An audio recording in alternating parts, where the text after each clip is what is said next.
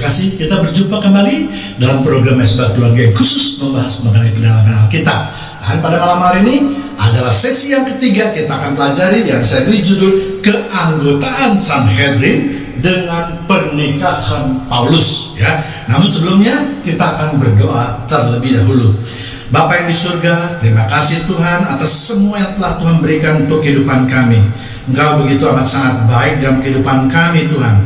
Dengan apa kami dapat membalasnya Tuhan? Hanya hati dan pikiran serta hidup kami yang kami persembahkan di hadapan Tuhan. Mari Tuhan Roh Kudus, bimbinglah kami semua umat-Mu yang mendengarkan dan mengikuti Mesbah Keluarga pada malam hari ini Tuhan, agar kami boleh masuk ke dalam kerajaan-Mu. Dalam nama Tuhan Yesus kami sudah berdoa dan mengucapkan syukur. Mari sama-sama kita katakan amin.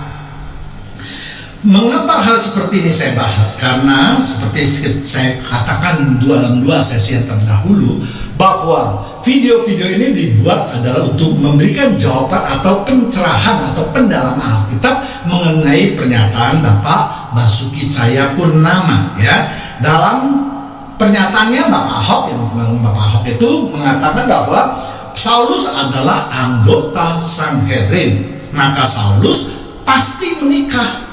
Ya, dan pendapat ini langsung menjadi kontroversial. Ya, banyak hamba Tuhan yang berpendapat sebaliknya. Ya, tentu di dalam kita memberikan pendapat atau penafsiran, kita tidak boleh sembarangan. Ya, tetap harus berpegang pada Alkitab. Ya, dan malam ini kita sama-sama akan membahasnya secara Alkitabiah, karena saya berpendapat apapun penafsiran yang tidak Alkitabiah maka akan menimbulkan perbedaan-perbedaan yang tajam. Sedangkan kalau kita berpegang pada Alkitab, maka kiranya akan sangat mengurangi perbedaan atau perdebatan tersebut. Ya, baik, kita akan mulai membahasnya.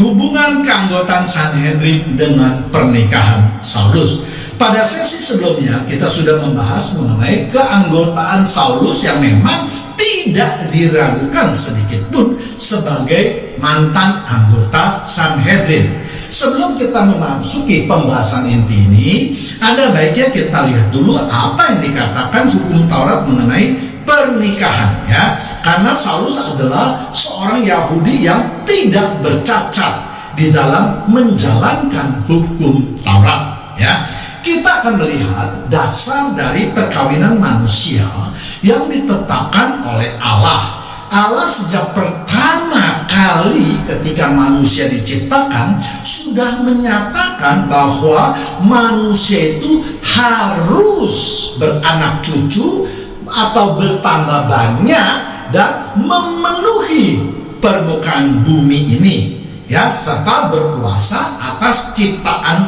lainnya. Ya, untuk maksud inilah maka Allah menciptakan laki-laki dan perempuan. Ya, Kejadian 1 ayat 28.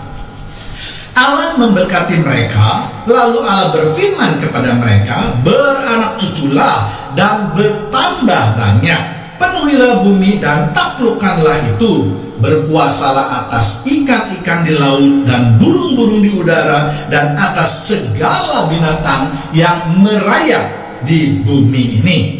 Jadi dengan dasar inilah juga maka Allah menyatakan tidak baik kalau manusia, kalau Adam pada waktu itu hidup sendiri. Nah, maka akhirnya Tuhan menciptakan Hawa sebagai penolongnya untuk Adam. Ya, Kejadian 2 ayat 18. Tuhan Allah berfirman, tidak baik kalau manusia itu seorang diri saja. Aku akan menjadikan penolong baginya yang sepadan dengan dia. Ya, jadi ada dasar yang harus dipenuhi oleh manusia, khususnya umat Israel pada waktu itu. Ya, kedua pernyataan ini sangat penting karena ini merupakan perintah Allah yang harus dipenuhi atau harus dilaksanakan oleh bangsa Israel. Jadi berdasar kedua ayat tadi juga yang merupakan hukum Taurat, kita tahu bahwa hukum Taurat yang hanya terdiri 5 kitab itu, yaitu Kejadian, Keluaran, Imamat, kemudian Bilangan dan Ulangan, maka Saulus pasti akan mentaatinya. Karena di sesi sebelumnya kita sudah membahas bahwa Saulus adalah seorang Farisi dengan ajaran mazhab yang keras, dan dia menyatakan juga dirinya hidup tidak bercacat di hadapan hukum Taurat. Jadi kalau Saulus tidak melakukan hukum Taurat, yaitu pernikahan, maka berarti dia tidaklah sempurna di dalam menjalankan hukum Taurat, bahkan telah bercacat. Ya, jadi jelas ada kontradiksi kalau kita menafsirkan Saulus itu tidak menikah. Kalau dia tidak menikah berarti dia telah melanggar hukum Taurat. Padahal firman Tuhan mengatakan bahwa dia adalah tidak bercacat di dalam hukum Taurat. Ya, dan itu bisa dianggap suatu dosa yang cukup berat. Mengapa hal itu bisa terjadi demikian? Ya, kalau kita mengambil contoh misalnya dalam pembunuhan Habel yang dilakukan oleh Kain misalnya, Tuhan menuntut kematian Habel. Bahkan dikatakan darah-darah Habel terus berteriak memohon keadilan kepada Tuhan. Tuhan menghukum Kain, ya, bukan hanya karena dia telah membunuh Habel, tetapi dia juga telah melenyapkan semua keturunan Habel. Ya, dapat kita bayangkan, misalnya kalau Habel masih hidup dan setelah menutup hidup sekian lama di dunia ini, maka kemungkinan besar keturunan dari Habel ini sudah ratusan ribu. Ya, demikian juga dengan Saulus. Kalau dia tidak menikah berarti dia mengingkari atau tidak menjalankan firman Tuhan atau hukum Taurat. Padahal dikatakan dia adalah penganut garis keras, orang Farisi, penganut mazhab yang paling keras. Ya, jadi dia pasti melaksanakan firman Tuhan apapun resikonya. Ya. Hal lain yang turut mendukung adalah Saulus sebagai anggota Sanhedrin, ya, seperti yang sudah dijelaskan pada sesi sebelumnya bahwa Saulus memang memenuhi syarat dan telah dibuktikan keabsahannya sebagai anggota Sanhedrin. Dan seperti yang sudah kita bahas pula bahwa untuk menjadi anggota Sanhedrin itu memang tidak mudah, memerlukan seleksi yang amat sangat ketat daripada imam-imam kepala dan ahli-ahli Taurat, ya. Dan kita juga tahu bahwa Sanhedrin itu walaupun keputusannya itu adalah bersifat voting, tetapi pengaruh daripada ketua-tua umat Israel itu dan ahli-ahli Taurat itu sangat besar, yang menentukan segala keputusan dari mahkamah agama, ya. Jadi kalau Saulus diterima menjadi anggota Sanhedrin, maka tentu Saulus harus menjalankan hukum Taurat dengan baik, termasuk untuk melakukan pernikahan sesuai dengan anjuran atau permintaan hukum Taurat, ya. Jadi perdebatan yang tidak alkitabiah itulah yang akan menyebabkan yang menyatakan bahwa anggota Sanhedrin itu tidak harus menikah. Mana ayatnya? Mana ayat-ayat yang mendukungnya? Kalau pernyataan atau penafsiran itu tidak didukung dengan ayat, nah inilah yang akan menjadi perdebatan yang tidak ada habisnya. Ya, saya juga demikian. Saya memang menafsirkan, tapi saya menampilkan ayat-ayat yang mendukung penafsiran saya. Ya, jadi saya terus terang kurang sependapat dengan orang-orang yang menyatakan bahwa anggota Sanhedrin atau mahkamah agama itu tidak harus menikah. Ya, dalam hal ini tentu Saulus juga merupakan bagian daripada 71 anggota Sanhedrin. Ya, jadi dia harus memenuhi, sekali lagi harus memenuhi hukum Taurat, yaitu beranak cucu atau menikah. Nanti kita juga lihat beberapa ayat yang saya pakai untuk menunjang pendapat saya ini, ya. Saulus diterima menjadi anggota Sanhedrin itu karena dia bisa menjalankan hukum Taurat dengan baik. Kalau Saulus tidak menikah, saya kira dia tidak akan diterima sebagai anggota mahkamah agama itu. Masih banyak pemuda Yahudi yang memenuhi syarat untuk menjadi anggota Sanhedrin. Kita ingat bahwa kebanyakan orang Yahudi yang telah ditempa di dalam kehidupan mereka itu selama 25 tahun untuk menjadikan dirinya disebut dengan rabi atau mendalami hukum-hukum Taurat, ya. apalagi pada masa itu kita dapat membayangkan banyak sekali orang-orang Yahudi, terutama remajanya, yang tidak suka dengan pengikut ajaran Yesus, ya, sehingga mereka tidak akan kekurangan minat pemuda orang Yahudi yang ingin menjadi anggota Sanhedrin, karena membunuh atau menganiaya umat Kristen pada waktu itu dianggap sebagai pekerjaan Allah, ya. Kemudian kita juga melihat apa pendapat Paulus atau firman Tuhan mengenai seputaran perkawinan. Yang pertama itu bahwa Paulus memprotes orang-orang yang menikah di dalam tulisannya, ya. 1 Timotius 4 ayat 3, ya. Mereka itu melarang orang kawin, melarang orang makan makanan yang diciptakan Allah, supaya dengan pengucapan syukur dimakan oleh orang yang percaya dan yang telah mengenal kebenaran, ya. Jadi tidak mungkin kalau Saulus menyuruh orang menikah tetapi dia sendiri tidak melakukan hal tersebut, ya, pasti akan menjadi bahan tertawaan orang-orang pada waktu itu.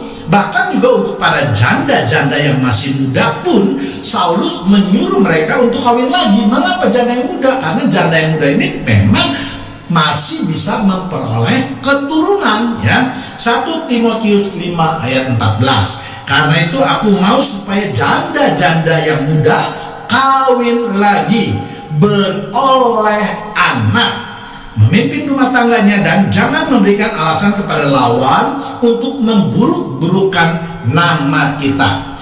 Jadi jelas dalam ayat tadi, di samping menyuruh janda muda untuk kawin lagi, dia juga memperhatikan harga diri atau perilaku kelompoknya supaya jangan menjadi bahan cemoohan bagi orang lain.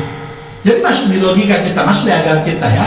Kalau Saulus atau Paulus itu menginginkan kelompoknya itu tidak dicemooh dalam hal perkawinan, dia menyuruh janda-janda yang muda untuk kawin untuk memperoleh anak, dia mengkritik orang-orang yang melarang untuk kawin.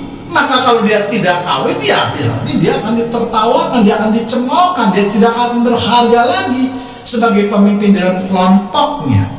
Jadi Paulus mengerti akan pentingnya pandangan umum perilaku kehidupannya, ya.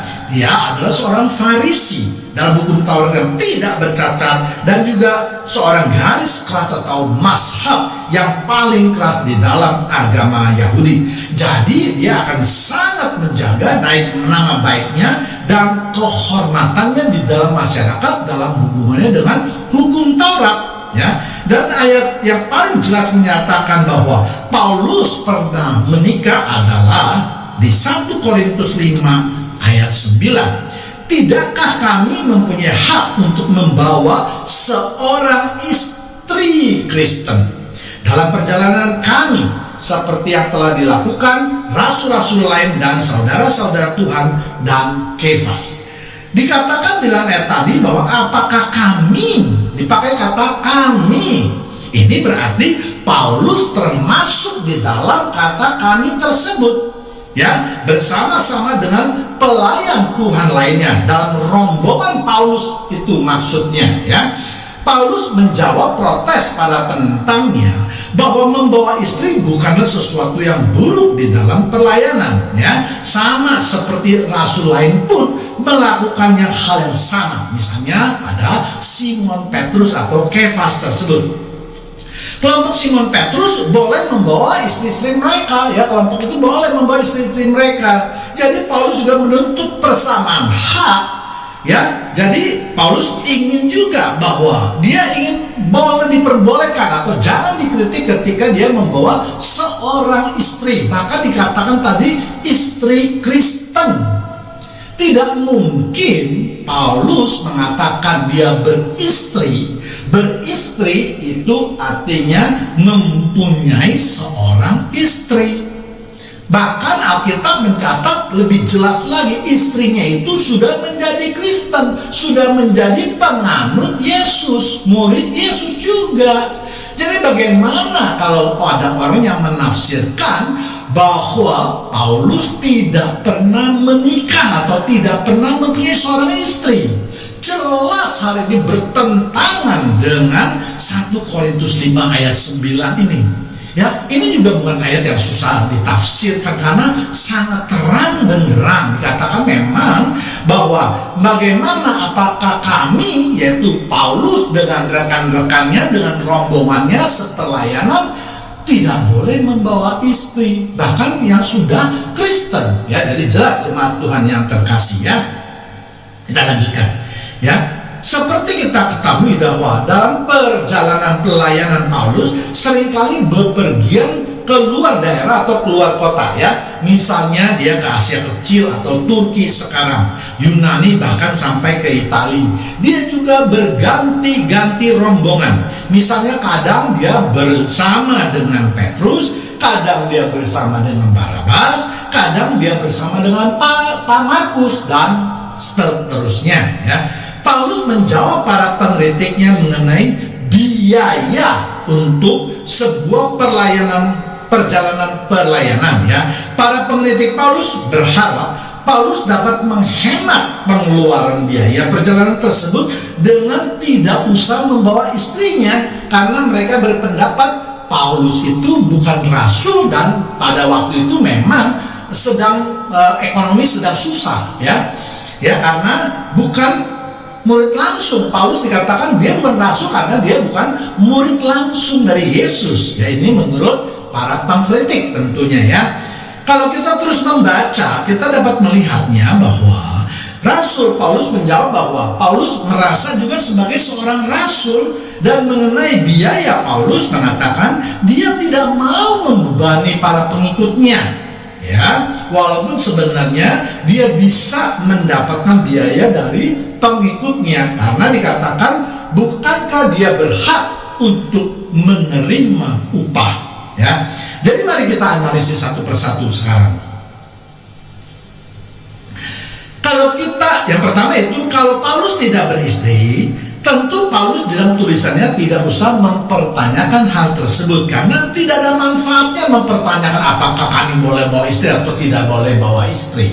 Ya, kalau saya tidak mempunyai istri, apa gunanya? Apalagi ini firman Tuhan. Firman Tuhan tidak pernah menyatakan sesuatu yang sia-sia. Ya, firman Tuhan pasti ada maksudnya ketika menyatakan di dalamnya suatu tulisan atau kalimat ya. Nah, yang kedua yaitu dengan mengajukan pertanyaan tersebut, Paulus pasti beristri. Ya, dia meminta para pengikutnya untuk mengerti bahwa di dalam perjalanannya itu dia dapat membawa istrinya. Mungkin ya istrinya dapat membantu dalam pelayanan, sehingga ya Paulus menganggap ini ada suatu pekerjaan Allah juga, ya kan? Ya. Kemudian yang ketiga, penafsiran yang menyatakan bahwa Paulus itu tidak beristri yang selama puluhan tahun kita dengar ini adalah jelas keliru. Ya.